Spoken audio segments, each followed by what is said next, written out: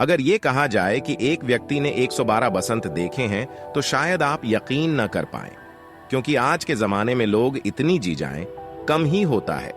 Japan के मसाजो Nonaka दुनिया के सबसे ज्यादा जीने वाले पुरुष हैं, जिनकी उम्र 112 साल और 269 दिन है। ये एक रिकॉर्ड है और इसलिए Guinness book of world record ने इन्हें हाल ही में इस अवार्ड से नवाजा है। लेकिन सबसे बड़ा सवाल यही है कि यहाँ के लोग पूरी दुनिया की तुलना में सबसे ज्यादा कैसे जी पाते हैं। क्या हैं वो कारण जो इन्हें दीर्घायु बना रहे हैं?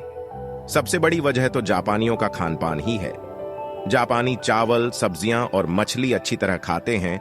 साथ ही फर्मेंट किया हुआ सोया और सीवीड, समुद्री शैवाल का खाने में होना ये बताता है कि उन्हें विटामिन, मिनरल्स और फायदेमंद फाइटोकेमिकल्स की कोई कमी नहीं है। भारतीय खानपान में फर्मेंटेड सोया का इस्तेमाल नहीं किया जाता और न ही समुद्री शैवाल का। उनके खाना पकाने का तरीका भारत की तुलना में बहुत अलग है। जापानी खाने को मुख्यतः स्टीम किया जाता है।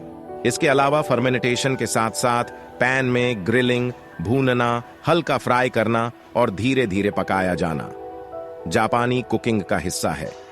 साथ ही खाने में कम से कम एक प्याला सूप का होना भी जरूरी है। जबकि भारत का खान पान काफी अलग है। यहाँ तो सब्जियां जितने ज्यादा तेल में बनती हैं, उसे उतना स्वादिष्ट माना जाता है। जापान के लोग दिन में कई बार माचा टी पीते हैं। ये आम चाय जैसी नहीं होती।